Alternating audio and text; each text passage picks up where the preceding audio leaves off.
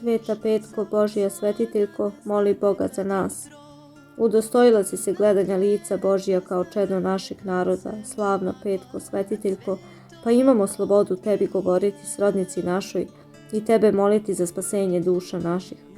Slava si i pohvala Beogradu, gdje čudotvorna voda tvoja privlači množine mnoge, kao negdje vitezda, i daje slepima u vid, uzetim zdravlje, malaksalim snagu i svima bodrost i radost, Hristova device naša pomoćnice.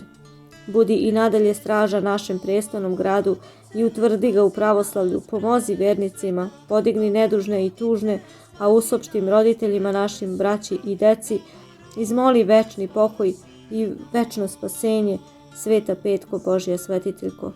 Svima pomozi, pa i meni ne odmozi, dobre u dobru složi i svako im dobro umnoži, da se kroz tebe proslavi Bogu Trojici na vek veka. Amin.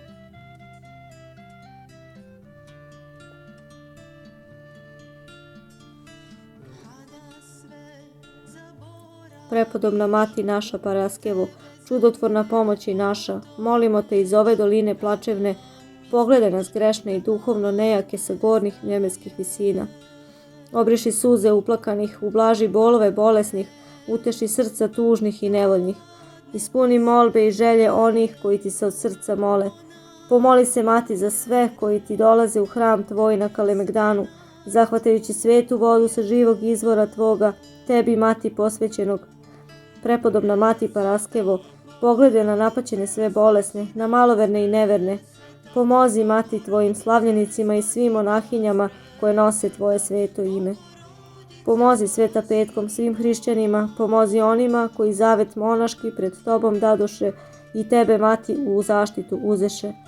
Pomoli se, Mati Paraskevo, carici nebeskoj, presvetoj Bogorodici, da nas ona vodi stazom spasenja, da ona moli Sina svoga, Gospoda Isusa Hrista, da nas sve udostoji da stanemo njemu sa desne strane na sudu njegovom, da bi spasli duše svoje i svojih upokojenih očeva i matera, svih duhovnika naših, koji na spasenju vodiše i dobar nam primjer ostaviše. Amin.